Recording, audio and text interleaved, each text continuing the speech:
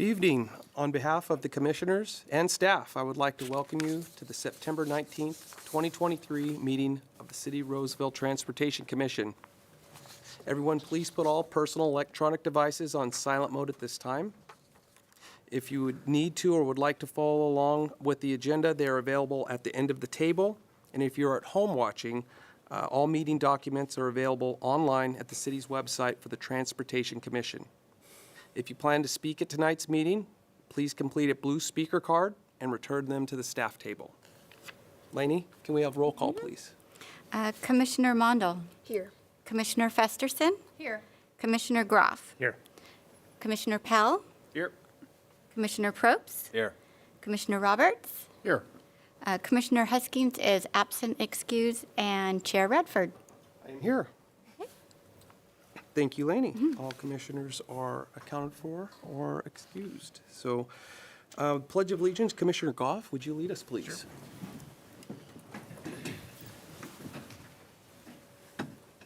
I pledge allegiance to the flag of the United States of America and to the republic for which it stands, one nation, under God, indivisible, with liberty and justice for all.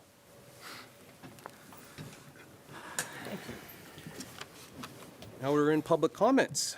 Public comment is a time for anyone who would like to address the commission on any transportation-related item that is not on tonight's agenda. Speakers shall restrict their comments to issues that are within the subject jurisdiction of the Transportation Commission and limit their comments to 3 minutes. The Brown Act, with certain exceptions, does not permit the Transportation Commission to discuss or take action on items unless they are on the agenda. So, also, if you do come up, please state your name for the record. Does anybody have anything under public comment? Seeing none, public comment is now closed. The next item on the agenda is item 5.1, and that's an approval of the May 16th, boy, it's been that long. Yeah, it was a couple months ago, May 16th, 2023 meeting. Did anybody on the commission have a chance to review the minutes? We'll entertain a motion. So moved? Second. Okay, I have a motion and a second. All those in favor, please signify by saying aye. Aye. All those opposed? Looks like the ayes have it. Thank you.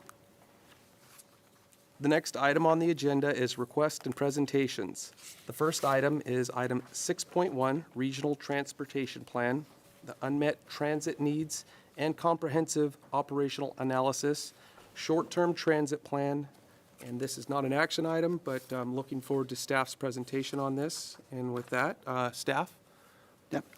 Good evening, Commissioners. It's good to see you all again. This presentation will be done by Corey Peterson and Mike Costa from the Placer County Transportation Planning Agency, otherwise known as PCTPA. Corey. Great, thank you, Ed. This is on.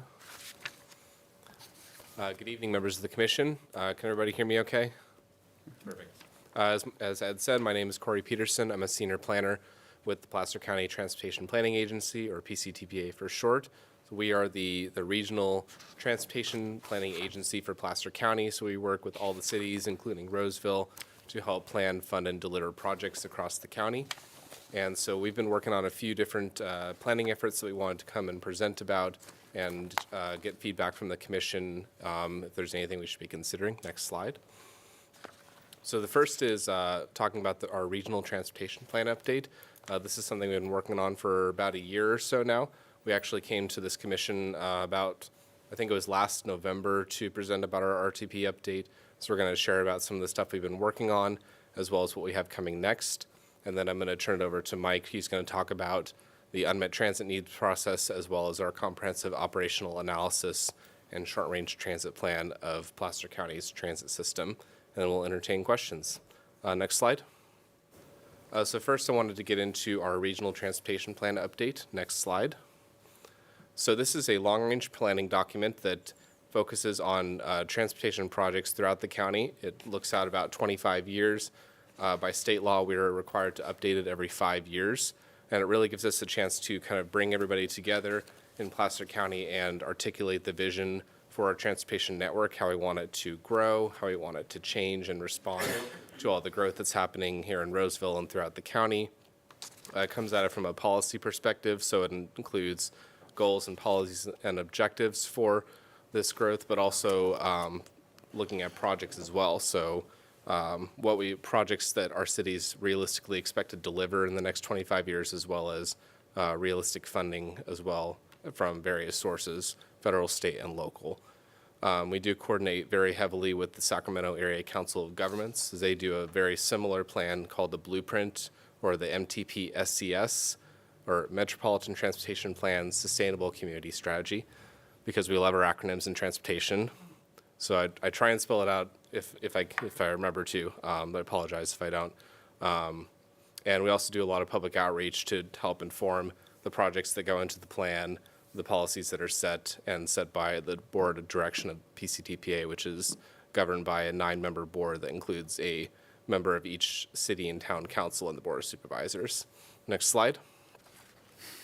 So since we last came to present to this commission last November, we held a first round of outreach to start getting the priorities of community members here in Placer County, kind of asking them generic, I wouldn't say generic, but kind of broad questions about what types of transportation improvements would they like to see. Would they like to see more widened roads, more bike lanes, more trails? Would they like to see more transit routes? Just kind of the broad overall scope of things, and presented those results to our board back in March.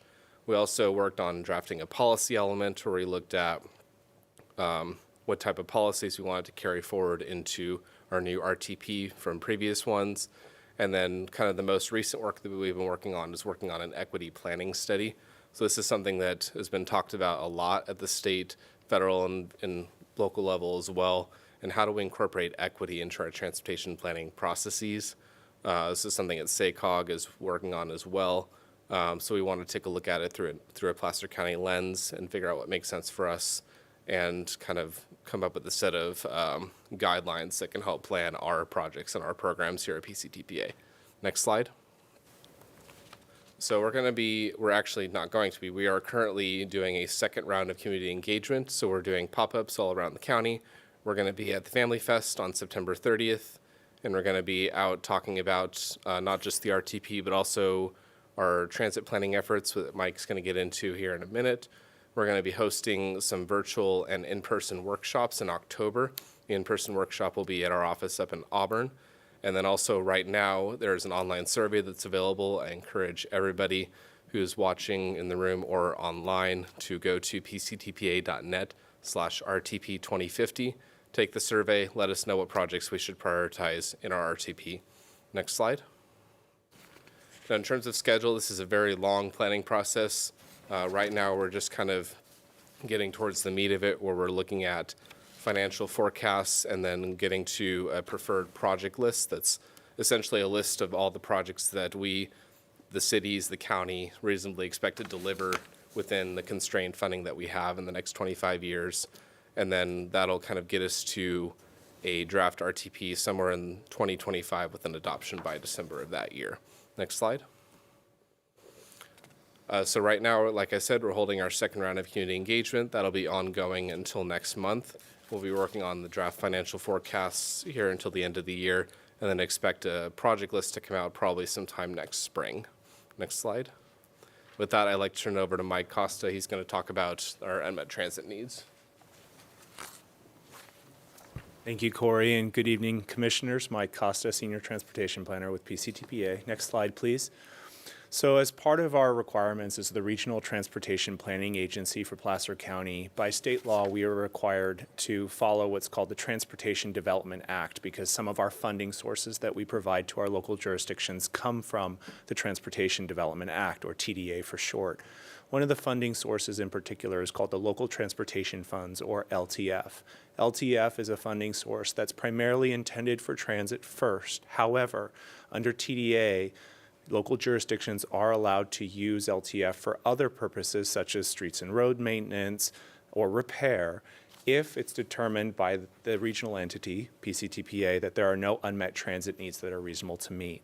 So on an annual basis, because some of our jurisdictions actually do use LTF for local purposes, we conduct an annual unmet transit needs assessment process where we have to determine whether there are any unmet transit needs that are then reasonable to meet prior to us distributing funding for other purposes such as streets and roads. Next slide, please. So our PCTPA board actually adopts the definitions and criteria for unmet transit needs and reasonable to meet. Essentially, unmet transit needs are for services that do not exist today or for services that are needed to be compliant with the Americans with Disabilities Act, or ADA. Reasonable to meet criteria is also established to essentially be, if a service is declared unmet transit need, if we are to implement that service has to be viable, has to be financially feasible, and it has to be generally supported, whether through public efforts or through our short or long-term planning documents. Next slide, please.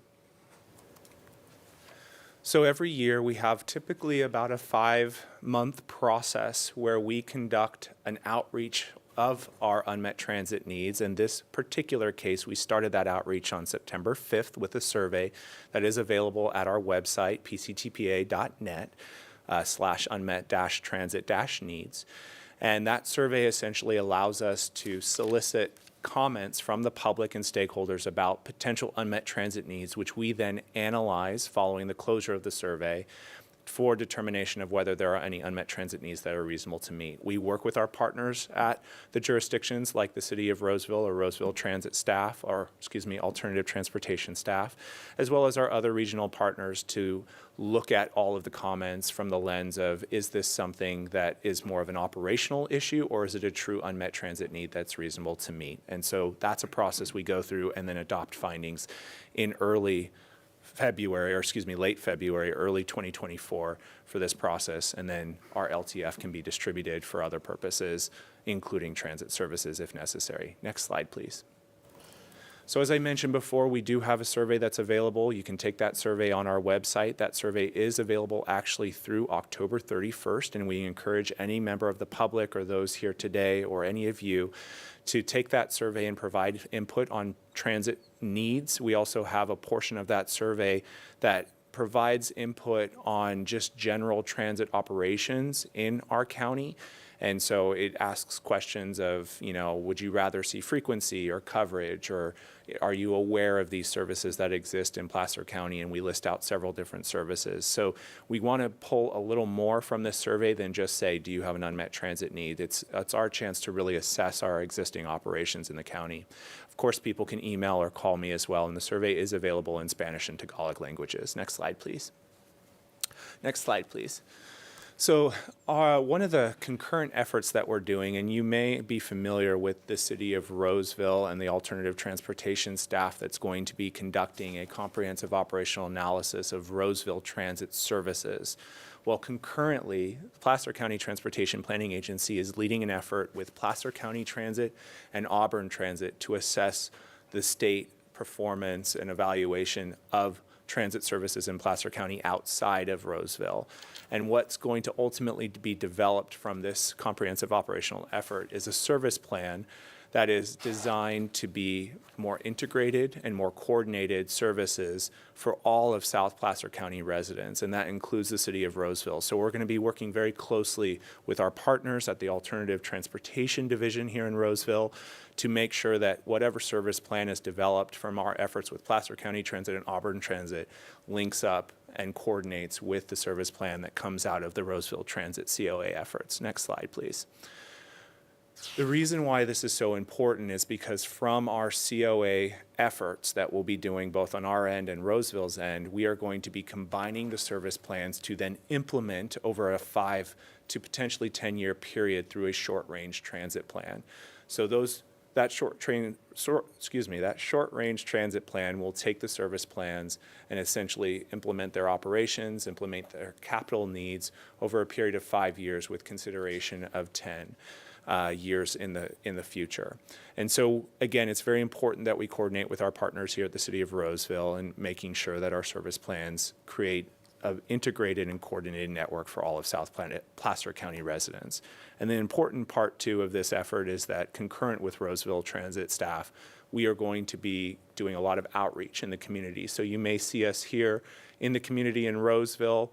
I know Roseville staff will probably handle a lot of that outreach efforts, but for our unmet transit needs purposes, we'll be here in Roseville, and some of those comments, whatever we receive for our efforts, will be shared with Roseville and vice versa, so that we can share all of our public comments. And then you'll see us in other parts of the county as well doing a lot of outreach for these efforts. Next slide, please. One of the important aspects, too, is we did create a technical advisory committee, or TAC, for this project. Our partners at the City of Roseville are part of that TAC, as well as representatives from all across Placer County, also representatives from different demographic groups and citizens as well, directly from our communities. And the purpose of this is to make sure that we're getting an entire breadth of knowledge and understanding and information about the many needs in Placer County for our transit services and our transit operations. Next slide, please. Our efforts for this are happening relatively quickly. We did kick off this project in summer, so June or July, of 2023, and we anticipate going through with our COA efforts and developing our service plan by summer of next year, so summer of 2024, and from there we will then develop the short-range transit plan over the next several months to have completion of the full project in spring of 2025. So we'll be, again, working very closely with our partners at the City of Roseville to make sure all of our planning efforts are aligned so that we can create that coordinated and integrated transportation network here in South Placer County. Next slide, please. So with that, that concludes our joint presentation about all of our efforts. We appreciate the Commission's time this evening, and both Corey and I are available for questions if you have any. Thank you. Thank you, Mike and Corey. And before I open it up to public comment, was there any clarifying questions from the Commission? Okay, seeing none. Would anybody from the public like to address this? And I would remind you, if you could please fill out the blue speaker card if you have not done so. And please state your name for the record, sir. Yeah, I'll fill it out. My name is Peter Eklund. I'm a resident of Rockland, but as far as citizen participation goes, you're the only game in town, and you're all nice people too, so I show up from time to time. All of this process sounds like a very simple thing, but it actually is. It's a big bouillabaisse. There's so much stuff all going on at the same time. It's really difficult for the public and particularly the staff here to kind of keep everything going. And each of the processes is important. They're not on the same time schedule. And this is a really critical time for both roadways and particularly transit. To give you a quick background, I've looked at the data for 2009 to 2019. And the Rockland and Roseville for fixed route transit they track each other. During that period, there was a 20% growth in population and a 35% decline in fixed route ridership. That doesn't happen. That should not happen. Transit experienced like a 10 to 15% decline nationwide for a lot of reasons. Interest rates were low to buy cars and gas was low. But 35% is way too low. And so it's not just getting back to pre-pandemic, it's really going back and looking at why things are stale. The systems are stale. And it's very, kind of difficult to know exactly what's going on. But this is a one and only chance for the whole region to get it right. This is the first time there's been an integrated COA, short-range transit plan, and there's money and good consultants available to do it, and it's just so important to get it right. And because this opportunity may never come up again, and there's lots of issues to be developed. And I'm just going to list a couple of them for Roseville. I've been sort of following what's going on at SACOG, and those people down there pushing hard for regional corridors, north-south corridors, that they call high-capacity transit networks. And a lot of this is happening in the county. It's not even in Roseville. They want to Watt, Sunrise, and Hazel. Those are in the county, and they want to. They're spending in the future, they have like multi-million dollars going into projects where they're, if you look at Watt, it's 6 lanes to the border of Placer County, and then it's almost 2 lanes from then on. And so, you know, we need to make sure that we do local transportation before being pushed into doing too much regional stuff. That's one thing. And the other one is we have to get right the mix between dial-a-ride and fixed route. They're complementary, and they need to be more complementary. Dial-a-ride doesn't work. You know, right now, there's a big zone. Both Rockland and Roseville have a big zone. You can go any place within one zone. Long trip lengths are a killer for dial-a-ride. You're paying $43 a trip, you know, to have about $40 a trip to have a system like that. So there has to be some way to get them to work together.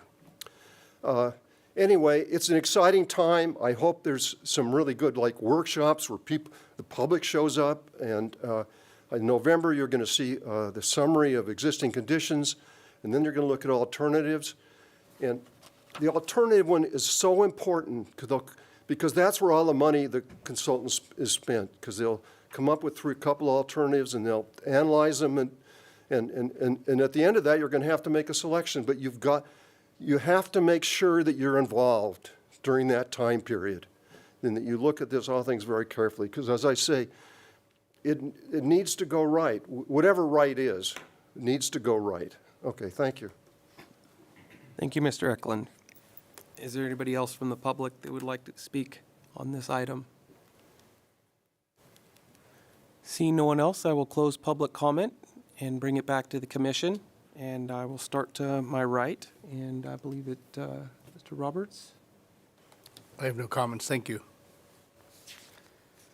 I have no comments at this time. Thank you for the great presentation. I have a couple. Thank you for the presentation. Really, really good. You know, I think I'm going to go look at that RTP update that was presented to the board of directors and see what's changed. It'd be interesting to check that out. I had a couple questions on the unmet transit needs. I was being fairly new to the transportation process. I was wondering if there are any examples of projects that have been funded as identified as unmet transit needs in the past and have received funding that way. That's a very good question, and thank you, Commissioner Pell, for asking that. So we, back in, I want to say it was 18 or 19, where there was an unmet transit needs assessment that was done, because this is done on an annual basis. And it was determined, at least in the Lincoln, Rockland area, that there was a need for at least Americans with Disability Act or ADA eligible passengers of that on-demand system to go between the 2 zones freely without having to transfer between Rockland and Lincoln dial-a-ride or on-demand services. So today now, for ADA passengers that are eligible, they can go freely from Rockland to Lincoln on the same bus without having to transfer at the jurisdictional border. And that was kind of one example of an unmet transit need that was satisfied. Prior to that, in 2015, there was a situation where, up in the Tahoe region, which is also a jurisdictional area that we cover between the slope, I should say, the crest of the Sierra over to Truckee, we have that zone is where PCTPA has jurisdictional authority over unmet transit needs. There was a Highway 267 TART route that was seasonal, and it was determined as an unmet transit need to make that all year round. And so that became a permanent year-round service that was funded with TDA funds off the top before additional funds were allocated to the county for streets and roads. Okay. Interesting. Thank you. And then I guess moving on to the COA, it's great that we're doing this integrated. I saw in the timeline you have network coordination guidelines, looking at developing that. I mean, is there consideration for, single ticket rides to get everywhere? I mean, I think transit comes down to rider experience, right? You don't ride it if it's not convenient or you don't like it. I lived in Switzerland for a time, and being able to tap on somewhere and ride whatever combination of operators to get somewhere else, it doesn't really bother me as a rider who takes me somewhere. I just need to get there.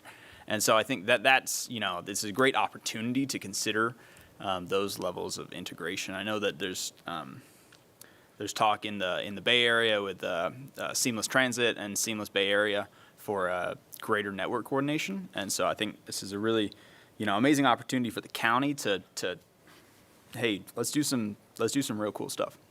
Absolutely. Thank you. Thank you. And is there anything else? That's Commissioner it. Thank Pell? you. Yeah. Thank you. Good questions. Youth Commissioner Mondo? No, I do not have any questions at this time. Thank you for the great presentation.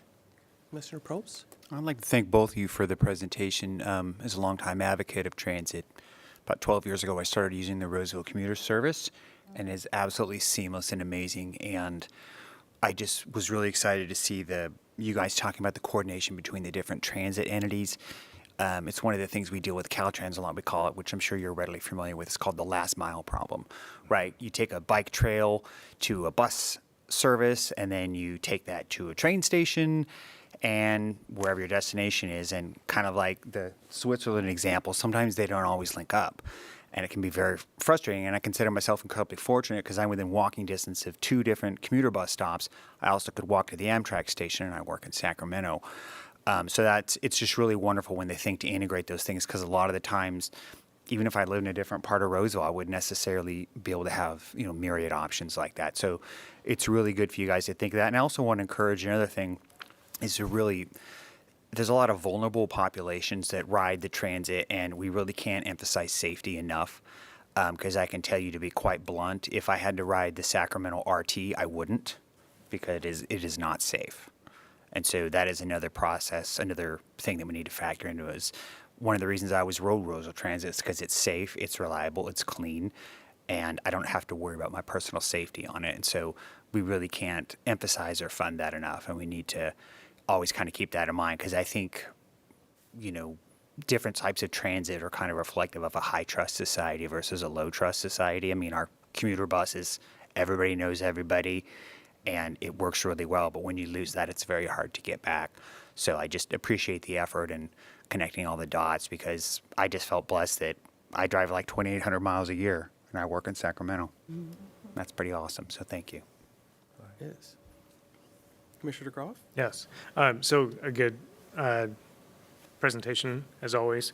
And I want to kind of piggyback on one of the other things that one of the other commissioners mentioned was the unmet need that was between Lincoln and Rockland. I remember when that happened, I believe somebody came in here to this commission and spoke about it. So just anybody who's watching this, it does happen. You have a voice and you bring it in, and it does get addressed. And because chances are, if one person takes the time to come in here and address the commission and everything else, there's so many more people that have the same concerns. So, the few of us that are up here, there's no possible way that we're going to be able to know all of the needs that are going on in the region. So we do need people to come in and talk about what's going on. Do you have a question? So you mentioned the LTF funds being able to be used for other needs right now. What was the change that made that happen? Do you remember, or do you have any information about I'm about not that? sure. It's specifically legislation. I've always known, ever since I've been in the field of transportation for over 10 years, that the guidelines have always been that the unmet transit needs occurs Okay. because of the different articles that can be claimed under TDA funding. All One right. article is for transit, one article is for streets and roads, and of course, before you claim that article for streets and roads, you have to go through the unmet transit. Okay, so that's been that way for quite a while. As long as I can Okay, recall. perfect. I had another question if it wasn't, but I'm Yeah. good. So, thanks. Thank you.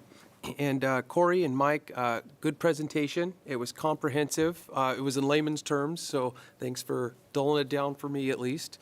Like Commissioner Groff, I too was a little excited to see that LTF funds were available for streets and road maintenance. And I believe everybody in this room probably could give you a road or bike trail that could really use some of that attention. So I guess that goes back to the survey that you guys had mentioned several times in your presentation, and love that you're in the community doing that.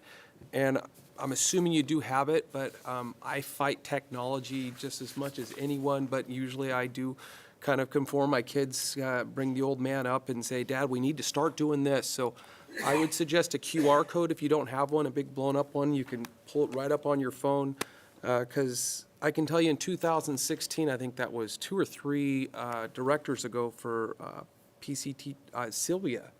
So that was she wrangled me into conducting the survey back then. And so I'm due to do the survey again, but excited to do it again. And I have several stretches of road, and I know my kids had a few things they wanted to do, so I'll have them participate as well. Once again, thank you for your presentation. We appreciate you, and that concludes this action item. You gentlemen have a good evening. Oh, it's not an action item. We won't be taking action on this item. It was just a presentation. So moving along, now we move to item 6.2, Roseville Transit Triennial Audit. And that goes back to our Roseville staff. Is that Mr. Schofield? Yes, thank you. Hello, Commissioners. So the purpose of this presentation, I'll get it up there, there it is to provide an update on Roseville Transit's recent triennial review, which was performed by the Federal Transit Administration, or FTA. It's been about 4 years since our last review, and staff thought it would be helpful to not only report the results of the review, but to go over quickly go over the process so the Commission better understands the steps that go into this review. So FTA refers to this as a review, the triennial review, but it's definitely an audit. FTA does this review every 3 years to ensure recipients of federal funds use the funds as they were intended. Due to COVID, we have 4 years of information to provide since our last review was in 2019. Yeah, in a nutshell, this review makes sure we are properly running our transit system. And the reasons for doing these reviews, among the reasons are they do it to meet legislative requirements, to ensure the funds are used to improve transit, and to help address congressional and public questions about the use of federal dollars. The review officially has 9 steps, which are shown on this slide. The most important step is the recipient information request, or the RIR. The RIR asks for documents on all the areas that are being reviewed. Once the documents are submitted, this begins the review process. The documents are reviewed, then more documents are requested, then subsequent meetings with key individuals and departments are held to discuss the review areas. The virtual site visits that it shows up there includes an entrance and exit conference, which consists of FTA management, as well as Roseville management, including our city manager. All of this work leads up to the development of a draft and final report. So there are 23 areas of review with specific questions attached to each review. The next 2 slides just show the 23 areas of review and the number of questions. I will not put you to sleep by reviewing each of those items, but know that the review is thorough and that every federal dollar received is reviewed and must be accounted for. While the 23 areas are all important, the items that receive the most attention from FTA are procurement, our Title VI, and our ADA areas. So what each agency is attempting to avoid are findings. A finding is an official notification that an agency is not meeting their federal requirements. Findings during a triennial review are expected. During my 25 years in transit, I have not seen any reviews that had 0 findings. I've heard there are some, but it's kind of an urban legend, so I have not seen any. And what you can see on this slide, last year the average number of findings for reviews were between 5 and 6. And to give you an idea of the amount of material the reviewer is seeking from each agency, there's a contractor's manual for the reviewer that outlines all the items that they need to get from us as the agency. That manual is 657 pages long. So for Roseville, our triennial review began in November of last year. The months of December and January were spent with staff pulling together documents to satisfy our initial RIR. The initial submittal consisted of 281 documents. Following FTA's initial review of these documents, they asked for some follow-up documents. They call this the trust but verify portion, where you if you say you changed the oil on a certain bus on a certain date, they come back and ask you for, some documentation that proves you actually did change the oil on that date. Once the subsequent material was requested, we had 176 additional documents that we had to provide to them. So the submittals were followed by the entrance and exit conferences that I just referenced earlier, and after that, the report was developed. So once it was all said and done, I'm happy to announce that Roseville Transit had only one finding. The finding was an administrative error related to how we reported on one of our grants in 2022. Staff actually caught the error in October of 2022 and immediately reported it to FTA. FTA's program at the time did not allow for the correction, so it was still an issue during our review, and because of this, it was noted as a finding. However, since the finding was noted, staff worked with FTA to correct the issue prior to the final report being issued. So the final report you have now does show one finding, but it also notes that the item was corrected and the finding has been closed. So in closing, just needless to say, we were very pleased with the results. I think it's important to recognize the staff, alternative transportation, all the work that they did. Also, the many departments within the city. I mean, it's not just an AT process. I mean, we pulled in finance, human resources, purchasing, fleet, MV Transit. So it was definitely a team effort, and I thought that group should all be recognized for the success we received in this last audit or review. So that concludes my report. Awesome. Excellent. So before I open it up to the public for comment, did anybody have any clarifying questions for Ed or the staff? No? Okay. With that being said, that public comment on this item 6.2 is now open. Would anybody care to speak on this item? Seeing none, public comment is now closed, and I will go down the commission from left to right this time. Our Youth Commissioner Mondal, do you have I have any? no comments at this time. Commissioner Probst? Commissioner Brock?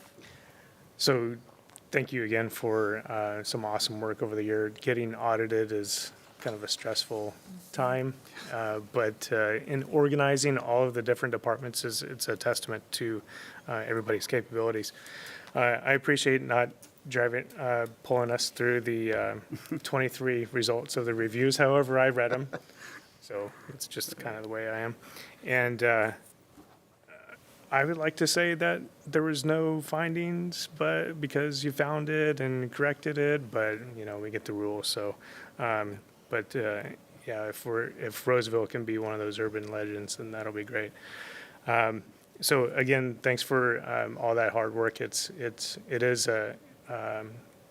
I've heard actually this is one of the more stricter audits that a government agency can be put through, because so many of the people that come in are from outside and are going to be looking at the processes and how you do things. So it's a deep dive into making sure that Roseville is on top of things and doing what they're supposed to be doing. Is that essentially what a good takeaway would be, Ed? Yeah, there's not a lot of gray area in these reviews, as they call them. And that 657-page document basically tells the reviewer what they need to find, and if they don't, it's a finding. So they're pretty strict. Yeah. But we were fortunate that our reviewer had been doing these for, let's say, at least 20 years. He was really good, because there's a lot of conversation, lots of back and forth, lots of clarification, that goes on. He'll review, and then he'd go, oh, tell me more about this, and I'm not sure if that's meeting the requirement, tell me more about it, and that's where you bring in your experts from the other departments. So it's a little stressful at times, but this Roseville as a whole just seemed to work really fluently. We had a very good team with all the departments. And it started with Dom because he participated in the conferences, so that really helps. Yeah, it's a lot of hours towards the end. I mean, correct me if I'm wrong, I wasn't there, but it's a lot of hours towards the end to wrap things up and to get it all straight. And if you can imagine pulling all those documents together, I mean, that's not, one person can't do that. And like in our department alone, we just had to divide and conquer and say, hey, they need all of this information. Can you go find it, pull it, put it together, and then we had to submit it in a Dropbox, electronically. So, yeah, it was stressful, but the reason I wanted to report because it was successful, and it was such a really good team effort all around. I think everybody needs to know that everybody's doing a really good job, and it is a big project. I just want to emphasize that so everybody knows. So appreciate it. Thank you. Thanks. I'll tell you what, they had to find one thing, didn't they? But you have 3 years, Jason, Ed, and Suzanne, if you could just get us a perfect report. But we know that they. Oh, man. I'll tell you what, I was really expecting them to have a few things correct this. And so I think it speaks volumes on the job that you guys do. And our city manager, Dominic Casey, you guys do a really good job. And I'm proud to live here. I'm proud to use the trails and would love to have some connectivity. So I was excited to see that we're still working with the county. Would love to get those trails connected, but good report. And yeah, and I can't believe it's been 3 years. It seems like it wasn't too long ago we went to the last one. So thank you. Thanks. Commissioner Pell? I would just say congratulations. Coming from the medical device industry, audits are not the most fun, but it seems like it's a huge team effort. Great job, everyone at the city. So congratulations. Yeah, I too just want to congratulate you on the great job the city always does for us, and just great job. And yeah, it's kind of like pitching a perfect game, right? But you guys are just about there, and I'm just proud of all of you, all staff in all areas of the city. Thank you for always making us look so great. Thanks. Commissioner Roberts? I don't have any comments. Thank you for the update. Thanks. Okay. Great. And this isn't an action item, it's just informational, and so we appreciate the information. So we'll move on to item 6.3, COA and ATP updates.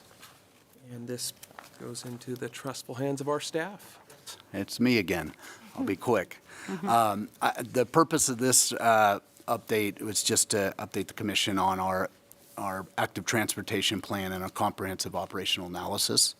And we had talked about it at the previous meeting, so I just wanted to get you updated on our progress since we last met. As a reminder, both the ATP and the COA will be done concurrently here with Roseville. So the ATP, just as a reminder, is a long-term strategic plan that will replace Roseville's existing bikeway master plan and pedestrian master plan. The information from this work will be combined and updated into one plan. Among the goals of this plan are to provide connectivity to existing bike lanes and trails, to produce a plan that will assist with grant funding, and ultimately to increase the number of people that use the trails here in Roseville. So for the ATP, the bids were due on June 15th. We received 2 proposals. Both proposals were reviewed and advanced to oral interviews. Oral interviews were held on July 10th. And the company called Alta was selected, and the City Council awarded the contract on September 6th. So we are excited to have Alta on board. Alta is the largest ATP specialty firm in the nation, and they're partnering with SOMAS on this, and SOMAS brings a significant amount of local knowledge based on their prior work with us here in Roseville. This slide just shows Alta's ATP project goals, which include developing a draft plan for public review. So for the COA, we have also selected a consultant. So as a reminder, the COA will look at every aspect of Roseville Transit service, including local commuter and aero service. Our goal with the COA is to redesign our current transit system to make it more convenient for Roseville residents. So for the COA, bids were also due on June 15th. We received 3 proposals. Following oral interviews, the company Innovate Mobility was selected to do the COA. Like Alta, we are very excited to have Innovate Mobility on board. They're a smaller firm that they don't take on a lot of work each year, but their work in the region is well known. They've done COAs for Yuba Sutter Transit. They've also done them for Fairfield and Vacaville's transit services, just to name a few. This slide just shows the upcoming action items, which include developing service plans to improve Roseville transit service. So our next steps, we'll hold a few internal meetings because they're just getting on board now for both the COA and ATP. As a reminder, we will be combining the outreach into one so residents don't get overloaded with information on both efforts. And we anticipate community outreach efforts to begin next month or into November. And the process will take approximately 12, I'm saying 18 months, but I don't think it'll take that long. And we'll obviously keep the commission updated as we progress. And that concludes my update. Okay. Any clarifying questions? Okay. Would anybody from the audience care to speak on this item? This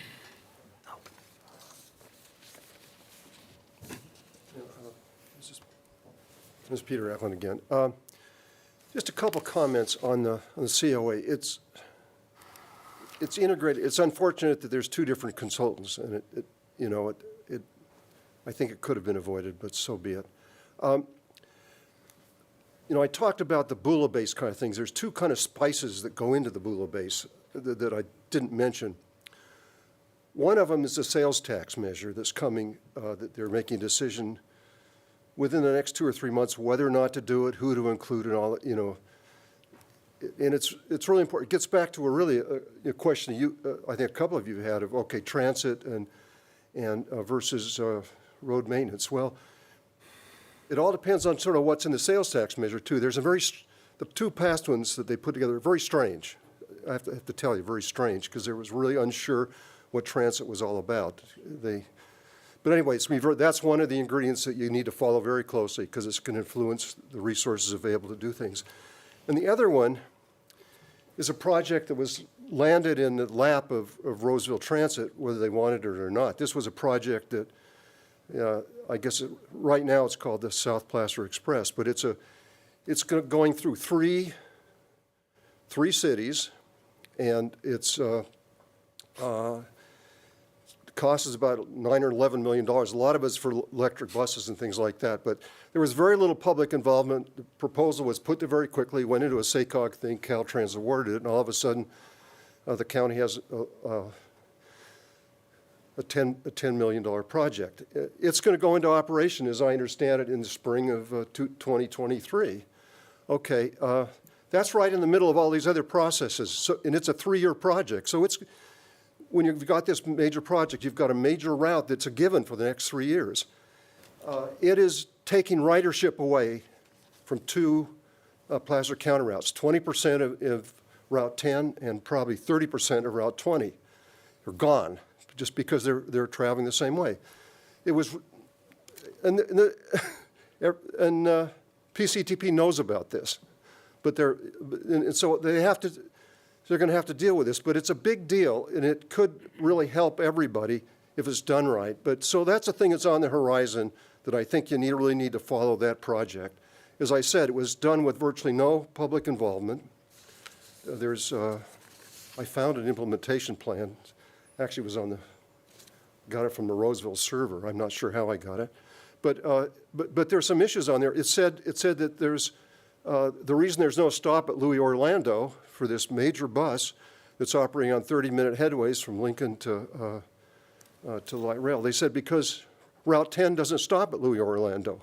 Well, it's always stopped at Louis Orlando, and today it stopped at Louis Orlando. So, Louis Orlando it's part of the Roseville transit system. So, anyway, there's some real issues coming up, and I hope that this gets debated because it's even though Roseville didn't have to put $1 into the project, it's being run by Roseville and it's going through Roseville. It has stops at the two hospitals, and so it needs to get integrated into your existing routes and also in the future things. So you've got this thing just plopping down in the middle of the process. So it's an ingredient in the Bula base that has a little bit of a bitter taste right now. Thank you, Mr. Eklund. Anybody else for public comment? If you could please state your name, sir. I'm John Freitas. I'm from West Roseville, 23-year resident. I did not think I was going to speak tonight, and that's usually the case. In the last year, I found myself attracted to government and understanding the way things occur and why. Can you educate me tonight why the commission has not met in 4 months? Well, it seems as a city of Roseville and the attraction of a growing community and the growth, not having a meeting to come together only stunts opportunity to make corrections and make improvements. And it could occur behind closed doors. Tonight's the first night I've stepped up, but I'm just curious. I understand it was May 16th. It's September going into October. Peter making comments that this is a significant undertaking. I don't even know what that is, but I don't know. It's just commentary. And then I wanted to understand what is defined as constraint funding. What is that? I heard that tonight. What is constraint funding? Where did you hear that? Which? Oh, part of yours? I can answer if you want me to. Is that? By all means.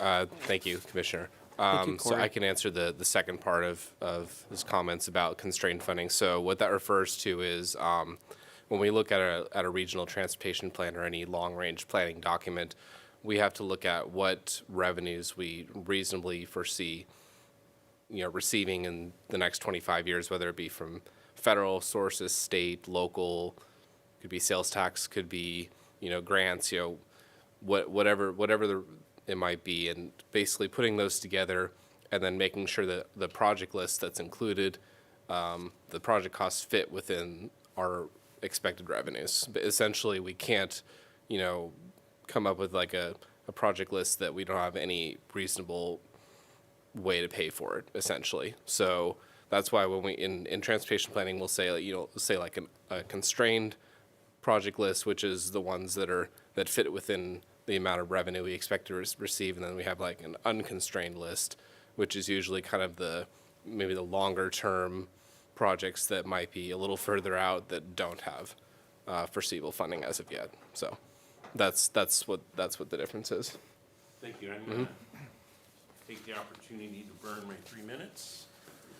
And I don't know if the jurisdiction falls within transportation, but tonight coming in from the parking lot, I made the realization that there appears to be a focus to eliminate jobs. I notice all of the landscaping, everywhere I look, it's all just mulch and zero maintenance cutting or trimming. It's put in play and just walk away for eons.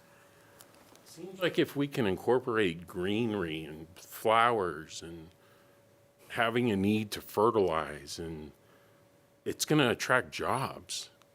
People need to maintain that. They need to cut it, trim it, make it look good, pick up the stupid litter that's left behind. I've been taking the dog on a walk. I don't see any buckets to put the poop in. There's a job. Somebody has to come along every couple days, empty the trash, replace the bags. There's not a single one I see. And I know that's trails. I don't know if that means transportation, but walking is transportation in my book. So, food for thought, my 3 minutes. Thanks for your time. Thank you, Mr. Freitas. Those were very good questions, and we'll go from our right to left on the staff's report. And so, Commissioner Roberts, do you have anything under? Yeah, thank you for the update, Ed, and your team on the COA and the ATP. I'm particularly excited to see kind of what comes out of this, because I think the city of Roseville really has a opportunity to kind of redefine how we do public transit, especially focused on the ATP portion of it. I think that, personally, I think that just running buses in circles all day seems to be a little bit inefficient and kind of behind the times nowadays, especially given the numbers that we've seen recently. Thank you for bringing up that there's a 30% decrease in ridership, although we have larger populations, obviously, here in Roseville.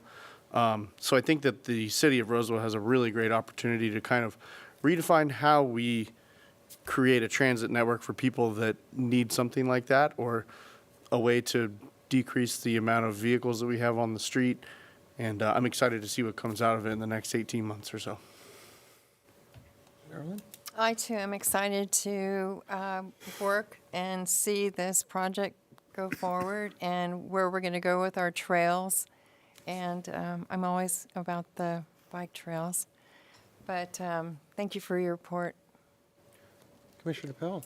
Yeah, thanks for the report. Seems like the consultants and staff are going to have work cut out over the next 12, 18 months. I think that the ATP plan is really interesting, combining the pedestrian and the bicycle aspects together. I think one of the goals that was stated was to increase, the number of people on bikes, and really it's about taking people to where they want to go, however that is. And, if it's connecting bike trails to stores, to work, people need to get to work, they need to get to school, they need to drop the kids off, and providing safe, accessible routes to do that is how you get more people on bikes. So I think that's really exciting. And then the COA, as we said before, kind of establishing integration levels and service agreements and ways to connect with the larger community. Not everyone wants to go to some place just in Roseville. They might want to head to Rockland or Lincoln or Sacramento. And so that's great. I think the only thing I would suggest is that, it sounds like we're doing this at the same time to be more efficient with our funding and outreach and not overwhelm people. But sometimes that could confuse people. It's like, hey, these are two separate plans. And so making sure that even if we're being combined in our outreach, being very clear that these are two separate efforts and two separate results, I think is going to be important for, your citizens to really not confuse the two, but have a productive input. Good point. That's all. Thanks. Okay. Commissioner Mondo? No, not any questions at this time. Thank you for the presentation. Commissioner Probst? No comments. Commissioner Groff? I appreciate the presentation, and I think I'm going to go for a bike ride tomorrow. Again, got some extra time on my hands coming up. So, Mike, would it be appropriate to have staff just give a quick answer to the gentleman's question about the scheduling of the transportation meetings? Or the reasons why we do schedule them or not? I mean, frankly, I don't think it's appropriate during this particular item. If the chair wanted to entertain that and turn it over to staff, maybe during the update at the end of the meeting to kind of explain why there hasn't been a meeting in a couple of months, I think that would be more appropriate than just under this agenda item. Okay, Sure. thank you. I think that would be appropriate. Did you have anything further? I'm good, thanks. Yeah, and I can share with my knowledge of being on an experience on a few commissions myself, Mr. Freitas, is if there's not any action items, typically that's where you have the commission gather. And I was curious myself. I actually enjoy the updates and being in the know. People do ask in the neighborhood, hey, when is this going to happen? And we rely heavily on our staff to bring us up to date because there is quite a bit of stuff that we have to navigate through tonight. So I think it'd be appropriate if, I would personally like to see more, but if there's not enough for a meeting, enough stuff to put on the agenda, then typically we postpone it. So, but that was a pretty big, long break. I haven't seen one that long, but again, we're getting comprehensive report tonight, and I think we're all grateful for that. Public comment did bring up something, constrained funding. I did like that, and ironically, it was kind of addressed in the questions, and Mr. Eklund was very helpful in that. And I learned something typically from you folks when you talk and educate us on what the needs are. And Mr. Eklund brought up a regional transportation measure that's being discussed. And that would be something that would address the constrained funding. We were discussing this with some of the, I was actually talking to Jason earlier about this. When are we going to see the Andorra Tunnel finished? The Andorra Tunnel is that tunnel that goes underneath the railroad tracks on Washington Boulevard, and I am so sorry I brought it up, but I mean, this thing's 10 years out. We just don't have the funding. And I think when they told us 3 or 4 years ago it was a $30 million project, and it's not immediate need, but it's definitely a need. And how do we get that funding? It's certainly going to take a long time to generate those funds, because when we get money that comes in, earmarked, whether it be SB1 money or grant money, we have to utilize it in a certain amount of time. So that would be a project that could be earmarked for a regional transportation measure that we would hopefully pass some days if the voters see fit. But constrained funding, and I wanted to thank Corey for addressing that and stepping up, because it educated me as well. I don't think I have any further comments, but again, I want to thank everybody for speaking on the items, and I want to thank staff for their report. So again, this is not. Just one comment. Sorry, sir, we're closed with that. You might have another chance. There is still another item to talk about, Peter. So moving along, item 6.3?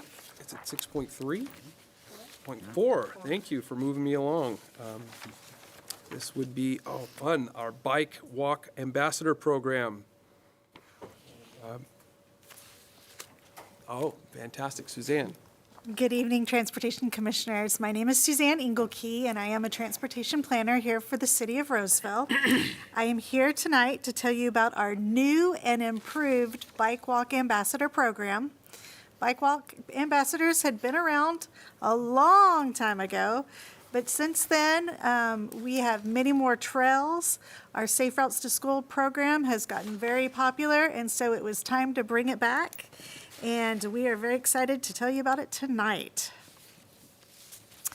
The purpose of the Bike Walk Ambassador Program is to bring safety awareness and trail etiquette to the community while also promoting the benefits of biking and walking. Having knowledgeable volunteers on the trails at community events can help users have a pleasant experience while they're out on the trail. Ambassadors have several opportunities and ways they can get involved. They can bike or walk near schools during school commute hours to assist students and parents. They can assist at community events that promote active transportation, like our Family Fest. We're going to be at Family Fest also. May is Bike Month Energizer Stations, the Roseville Bike Fest, school safety assemblies, and bike rodeos. Ambassadors can bike and walk on trails to promote biking and walking, which may include distributing information for pedestrians or bicyclists, trail information, answering questions from the public. Another way volunteers can get involved is they can reward safe bicycling and pedestrian behavior with goodies and hand out free bike helmet coupons to children who need helmets. They can assist with surveys and counts that document bike and pedestrian characteristics on our trails and at schools. And one way is they can relay feedback and knowledge that they gain on the trails and relay it back to us and staff. So we began recruiting Bike Walk Ambassadors this past summer through our Walk, Bike, and Roll newsletter and on social media. We distributed flyers at schools and will continue to work with school parent groups to advertise the program. Ongoing efforts will be made to promote the program at upcoming events.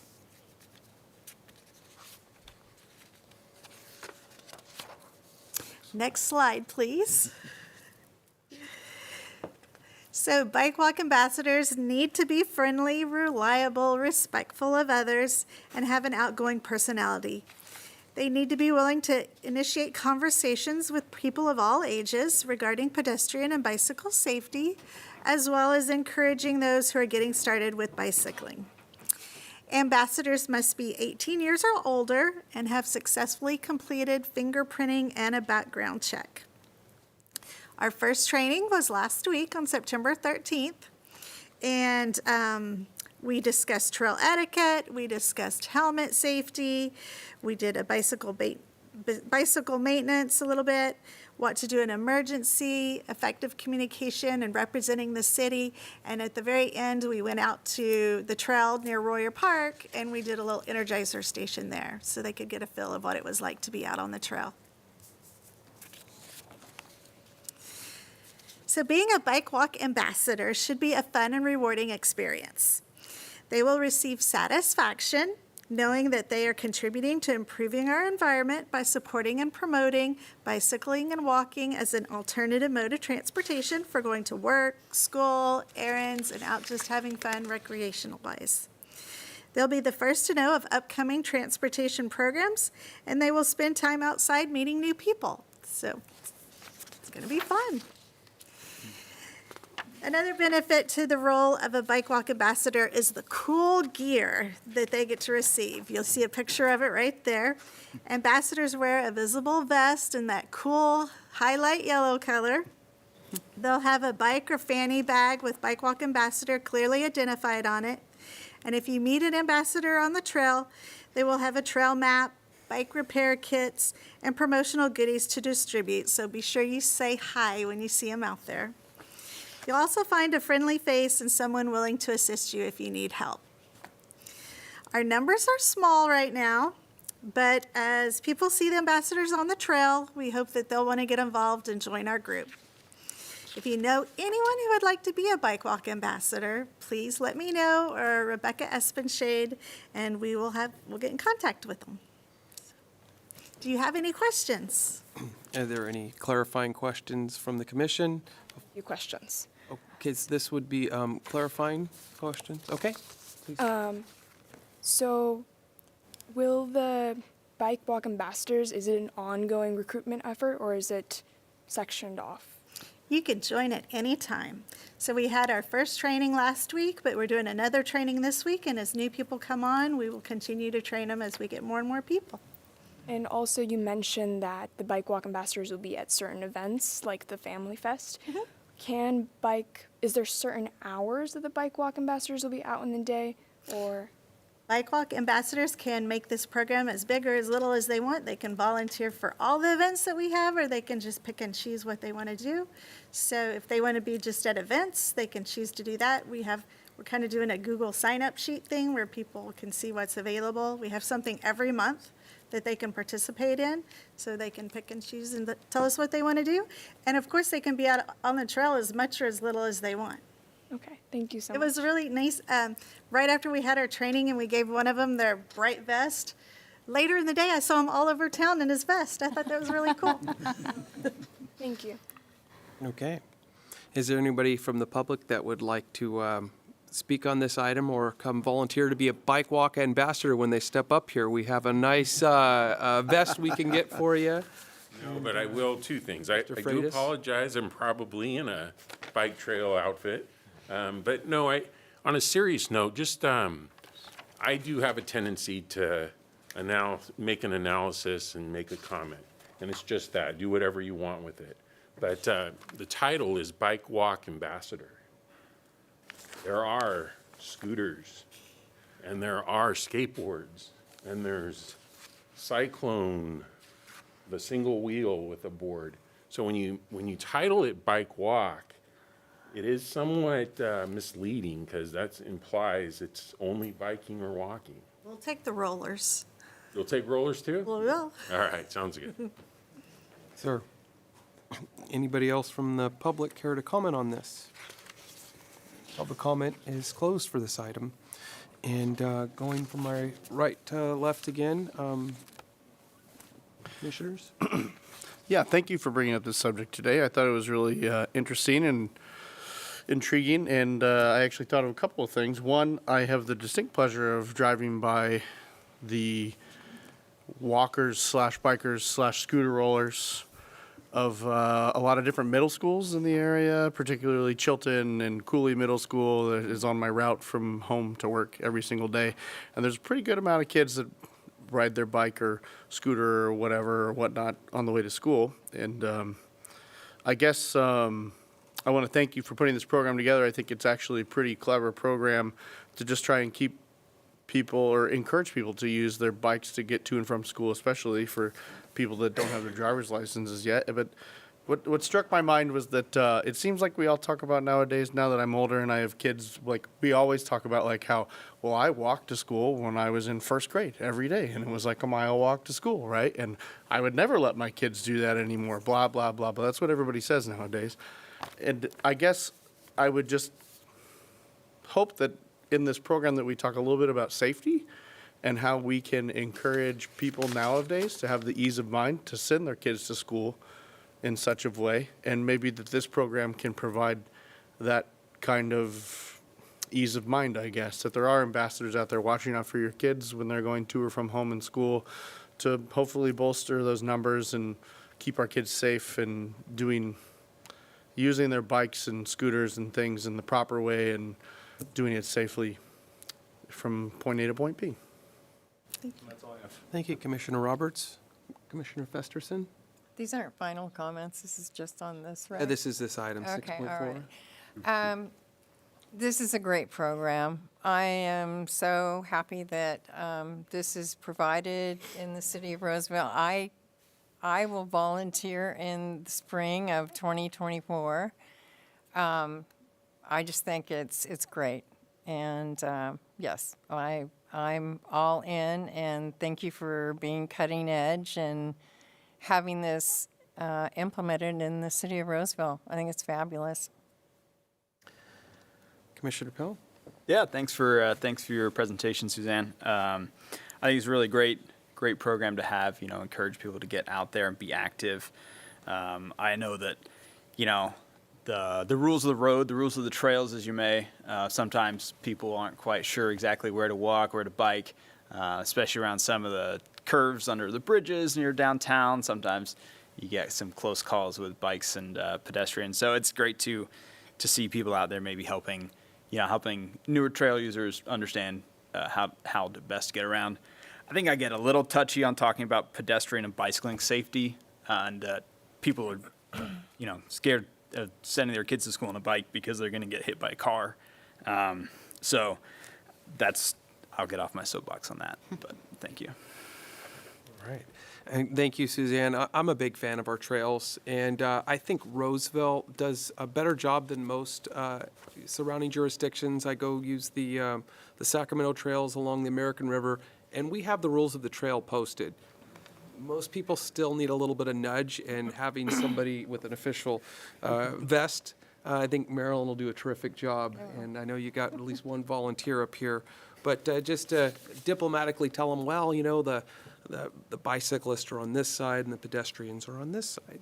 And I think that's great, and looking forward to that, and I did enjoy your report. Commissioner Groff? Thanks for making this fun, Suzanne. You're over there smiling, having a good time. You like your job. That's very apparent. So it's infectious, and we appreciate that. Also, I assume there's no conflict with members of boards and commissions being volunteers. Chair Radford wants to know. But yeah, absolutely. So yeah, good program. We appreciate it. Thanks. Commissioner Probst? No comments. And Youth Commissioner Mondal? Yes, I have one quick question. Are there similar programs in surrounding cities, or are we just novel currently? I don't know that. All right, thank you. Okay.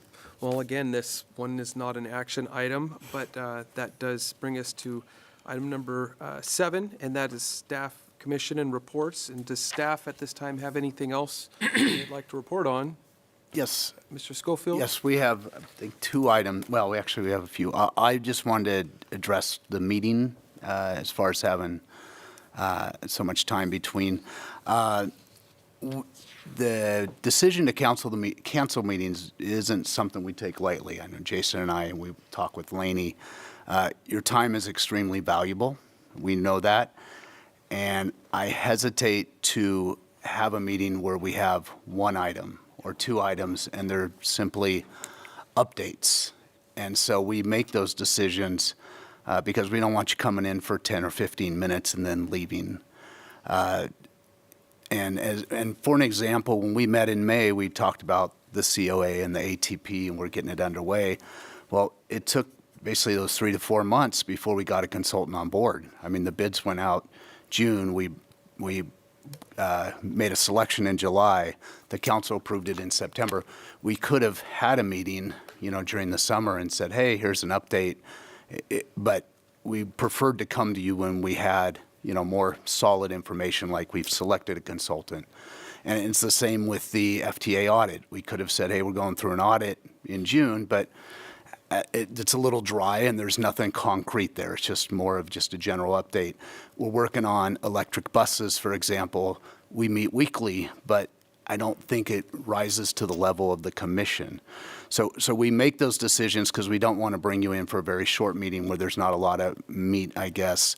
But having said that, I mean, we are more than happy to meet more often. I mean, we enjoy meeting with the commission. This is a good commission.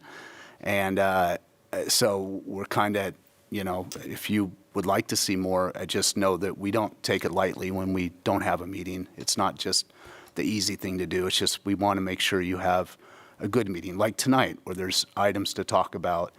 And going forward with the ATP and the COA, you are going to have more frequent meetings. There's going to be more decisions to make. They may not be, there'll be more recommendations to council, but when we change, for instance, bus routes, you're going to get people in here that aren't going to be happy. They're going to be hard decisions. And so we see more meetings in the future, but I just wanted to let you know from our perspective, it's not just something we do lightly. So I hope that helps. That did. Thank you, Ed. Was there, you alluded to, there was another thing other than that? Yeah, we have a couple. You want to go? Sure. Celebration. Suzanne? If it's okay, I would like to Absolutely. talk to you about something else that happened this summer, and that it was called Trailibration. This event challenged participants of all ages to visit 9 different pre-selected trails to look for Trailibration signs out on the trail. And these signs had stamp embossers on them. And when some of our embossers quit working, we used codes. And you got these codes, you got these stamps onto a passport.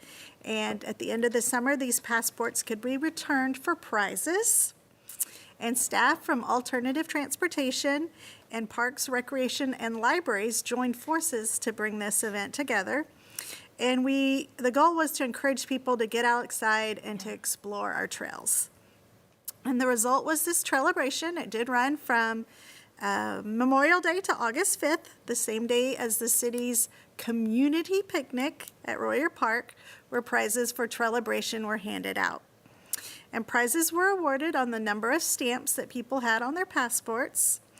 And all of those who completed all 9 stamps and trails were put into a drawing for a prize pack for one of the city events. The goal of Trailibration was to highlight our trails, and this event certainly did it. Participants could print out their own passport, or they could get a passport from our libraries. The 700 passports that were at the libraries were gone within a few days. So it showed how popular this summer event was.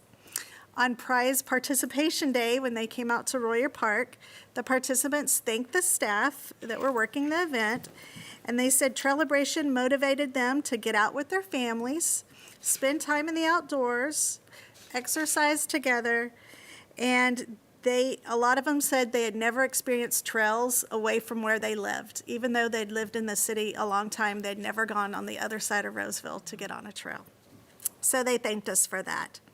And new trail users said that this gave them the inspiration to keep discovering the trail system, and they hoped that Trailibration returned next year. That's my report. Are there any other reports? Oh, fantastic. Yeah. Jason. Chair Radford and members of the commission, my name is Jason Shaikowski, and I'm your Public Works Director, and I really enjoyed that report, Suzanne. That was really nice. I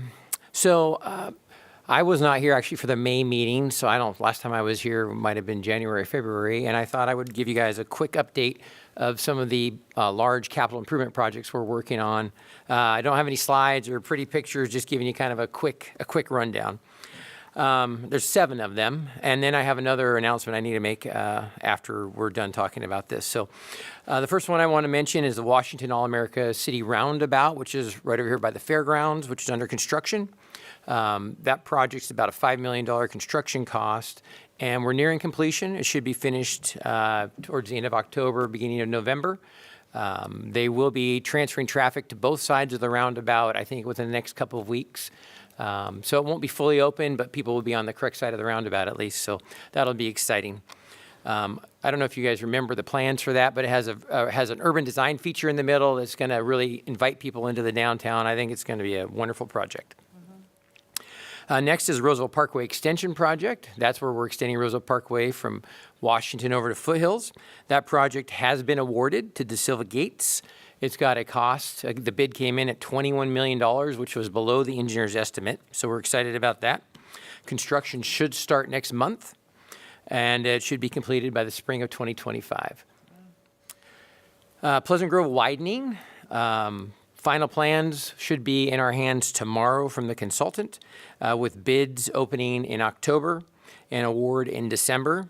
This is going to widen Pleasant Grove from Washington Boulevard, or from Foothills Boulevard out to Wood Creek Oaks Boulevard, to 3 lanes in each direction. We're widening the road to the middle into the median. Estimated cost is about $12 million. Construction should start next spring and hopefully be completed next year as well.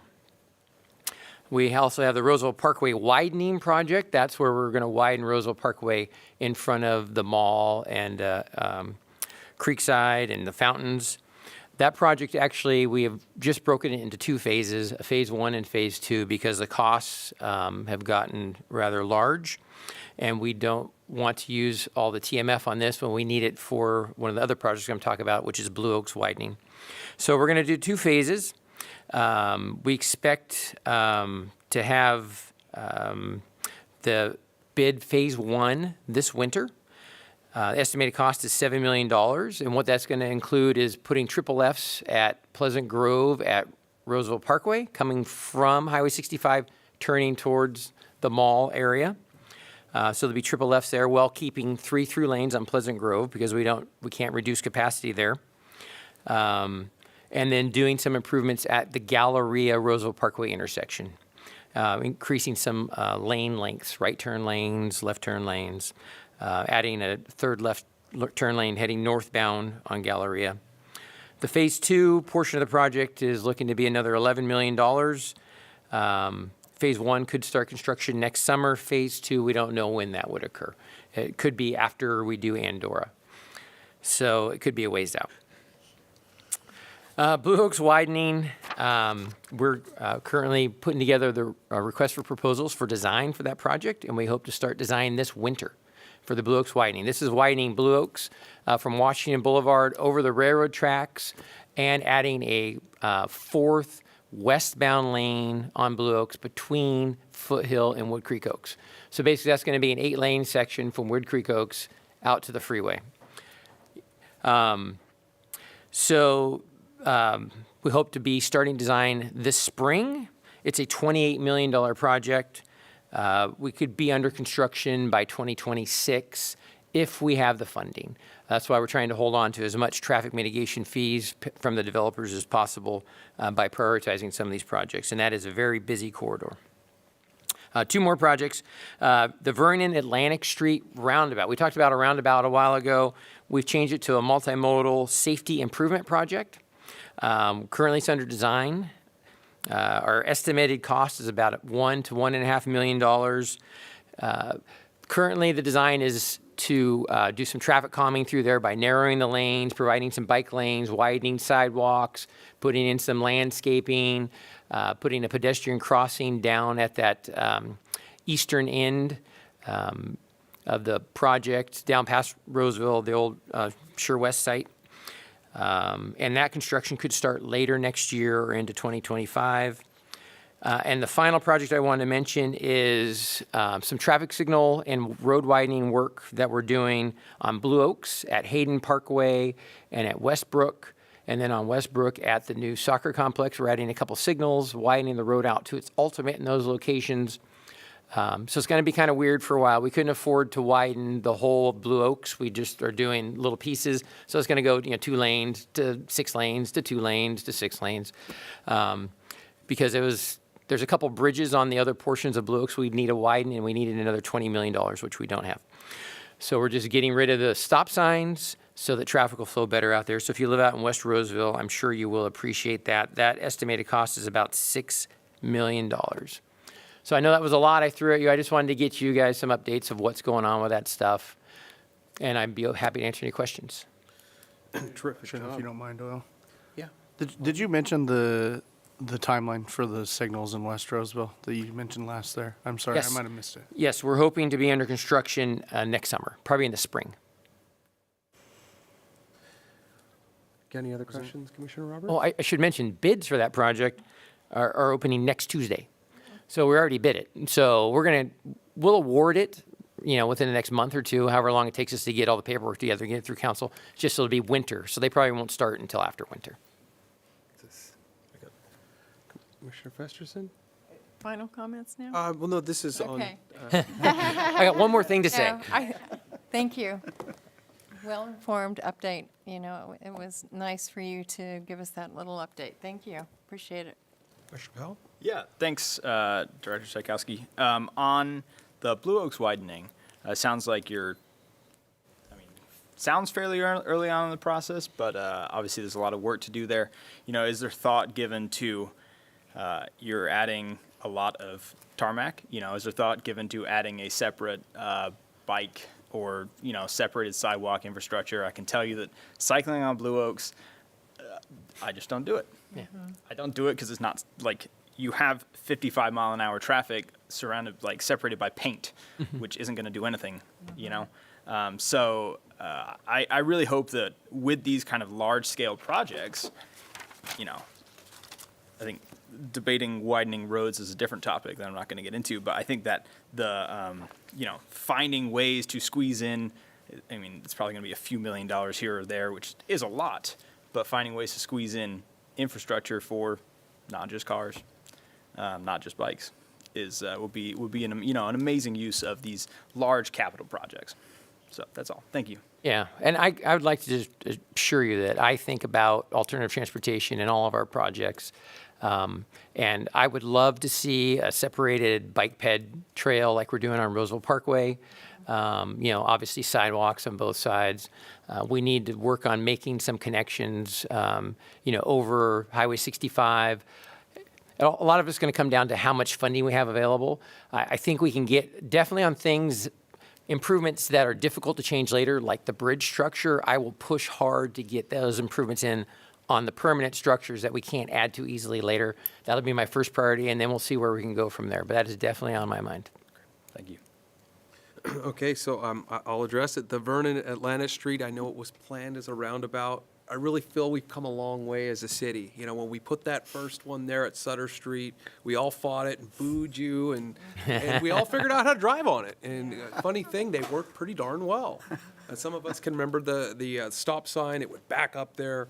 I live in the Folsom Road Neighborhood Association, and they wanted your guys' heads when you told us we weren't going to be able to. Was it turn in or turn out? So good job working with us, making sure the new plan does include that we can still enter and exit on Vernon Street. That's crucial.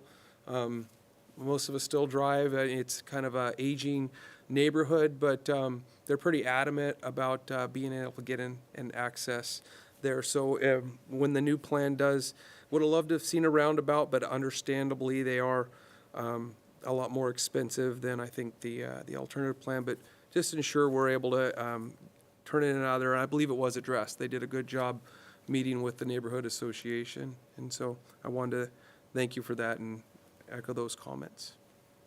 Commissioner Groff? I'm continually impressed with the staff in the city having the forward-looking planning that they do and providing and putting down the infrastructure before the businesses seriously have an effect on the driving public, and then giving them the opportunity to say, Roseville is not meeting our needs. So perfect example, widening Blue Oaks westbound at about Wood Creek Oaks. We know what's coming in there. It's Dutch Bros and Chick-fil-A, which are by far some of the most busiest, traffic-related businesses that are around today. So forward-looking, putting in an extra lane is going to be huge in that area. So again, just thanks for looking in the future and trying to anticipate some of the needs. Appreciate that. Commissioner Probst? I wanted to thank you for a comprehensive update. It's always excited to, as an avid pedestrian, I walk the Atlantic Vernon corridor all the way down to Darling Way and back. That's my regular walk, and it'll be nice to see some improvements there. Was interested to hear about the Galleria. Years ago, I used to live on Gibson Drive in a condo, and my joke during the holidays during the Galleria was it was quicker to walk to the Galleria than drive and park. And there would all be, because it was so packed during the holiday season, that like people would literally see me walking in the parking lot and then slow down thinking they were going to get a parking space, and would create all these problems. So I would deliberately, avoid eye contact. It would create, you could be very passive aggressive about that if you want to be a jerk to people.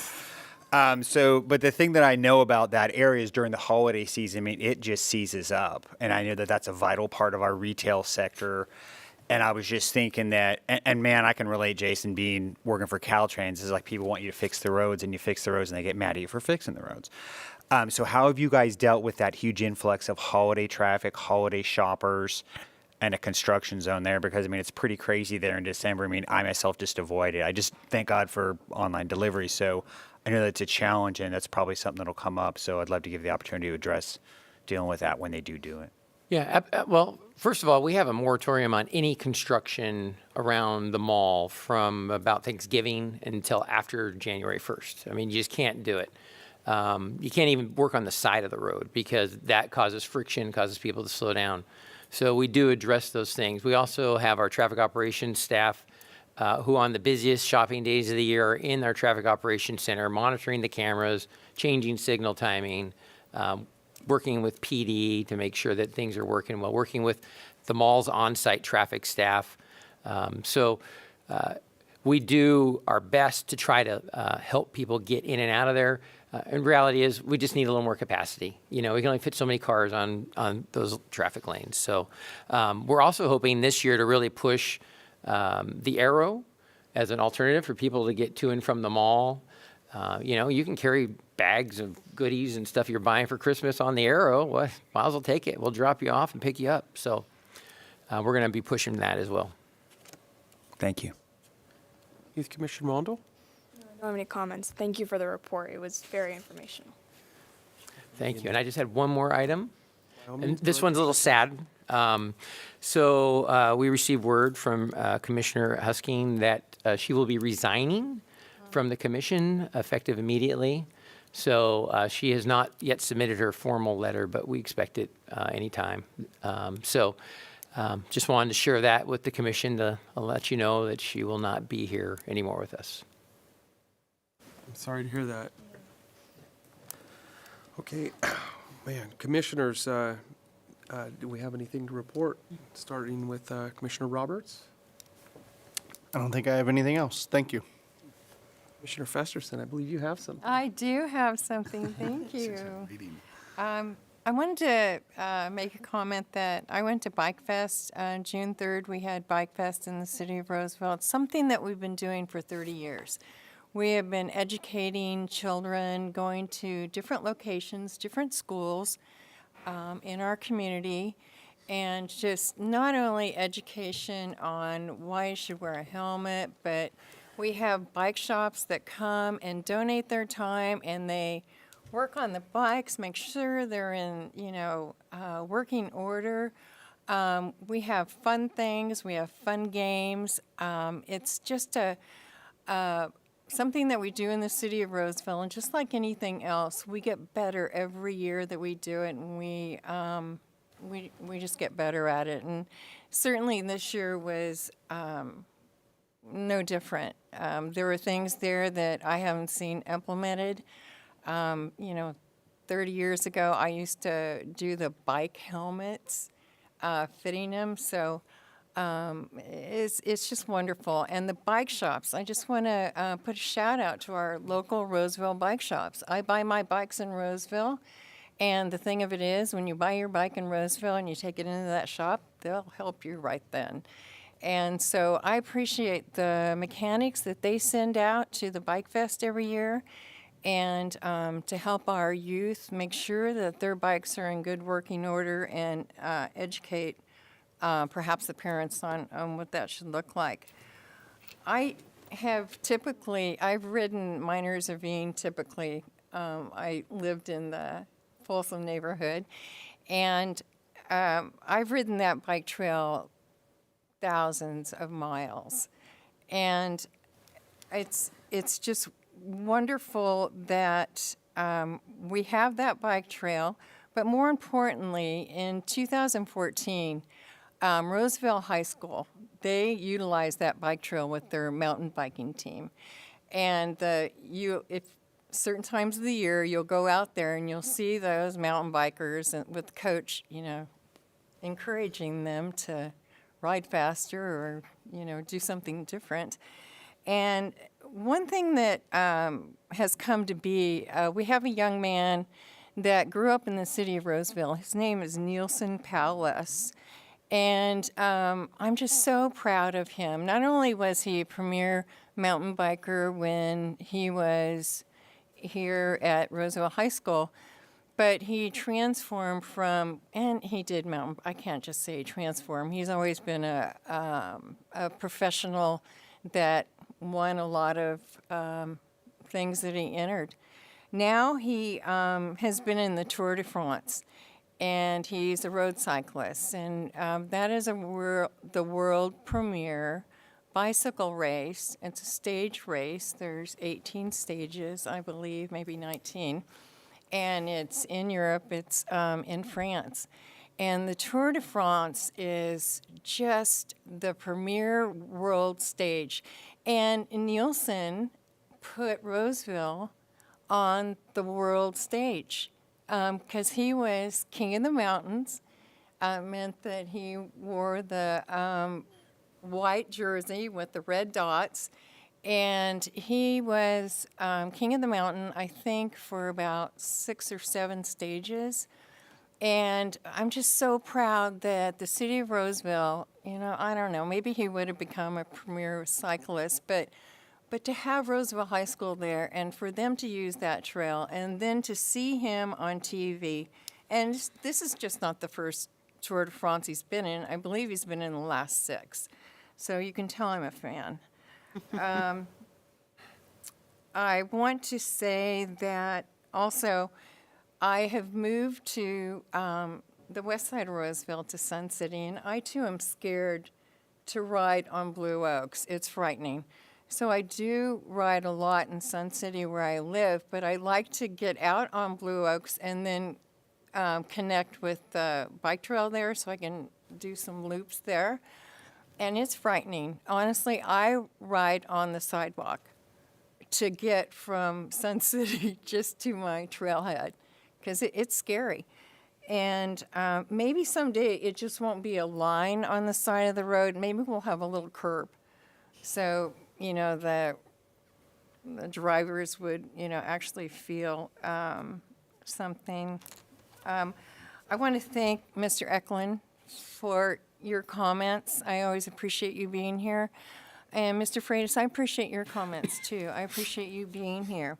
But I do want you to know that on our trails, we have doggy bags and we have a receptacle for those doggy bags. So just so you know, that on the trails anyway, that is what we do have here. Okay, so I'm a little bit scattered. I had one more comment about Bike Fest, sorry. Our work's not done with helmets in the city of Roseville. I'm concerned about the new e-bikes that are coming around. There's a lot of people riding e-bikes with no helmets on.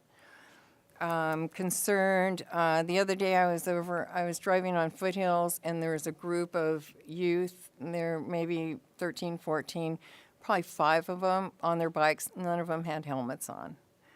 So as you can see, our work's not done, but at least we stand up and we try to make things better every year for cyclists in the city of Roseville. I think that's it. I just want to thank you for the time to get all that out. And Nielsen Palace, his family still lives here. I just want that family to know how proud we are. And he is expecting his first baby in October. He and his wife, they live in Europe, but we're just so proud. Thank you. Commissioner Pell? No, thanks for the comments. That's great. Huge fan of the Tour de France, and yeah, seeing Nielsen there was super cool. Yeah.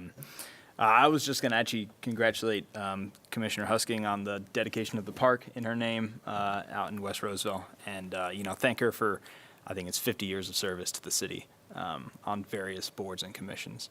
So yeah, thank you for all the presentations tonight, and thanks for all the public comment on these critical items for our region. Thanks. Thank you. Youth Commissioner Mondal? Yeah, I want to just say again, I attended Bike Fest, and that was the first time I've ever attended Bike Fest, and I've lived here for 8 years-ish. It was a great event. I enjoyed it. I had so much fun, and I will be telling all of my friends. And it would be nice to see more involvement with talking about bike safety and pedestrian safety with more high school students, and I think that's a great step forward. And thank you all for all the presentations and reports and all the public comments. I loved hearing every one of them, and it makes me proud to be a Roseville citizen. Well done. Thank you. Thank you. Commissioner Probst? No comments. Commissioner Groff? Good meeting. Good meeting. Lots of ground that we covered. So our superstar on the end over there, Suzanne, she's getting a lot of props tonight. I tend to think that there's some kind of a connection between the trailheads and bikeways and everything else to Nielsen. So we'll make that connection there. So, yeah. Good night. Yeah, and to echo what Commissioner Pell, I'd like to thank Audrey Huskins for her service. And one of my greatest teachers, I think one of our town matriarchs. I had the privilege to serve on another commission with her, and extremely sharp and passionate about this city. So we're going to miss her here, and hopefully we get a new commissioner that holds their own over there, because I know she did a damn good job. And I'd like to invoke a point of privilege. It's my daughter's 10th birthday. She's a big patron of the trails, and I think she'd be here, but we're getting into the bedtime for her. But Ellie Radford, happy birthday, 10. I'm proud of you and looking forward to getting back on the trail with you. And with that, may I get a motion to adjourn? So moved. We have a motion? Second? Have a motion and a second. All those in favor signify by saying aye. Aye. Ayes have it. Thank you. We are adjourned.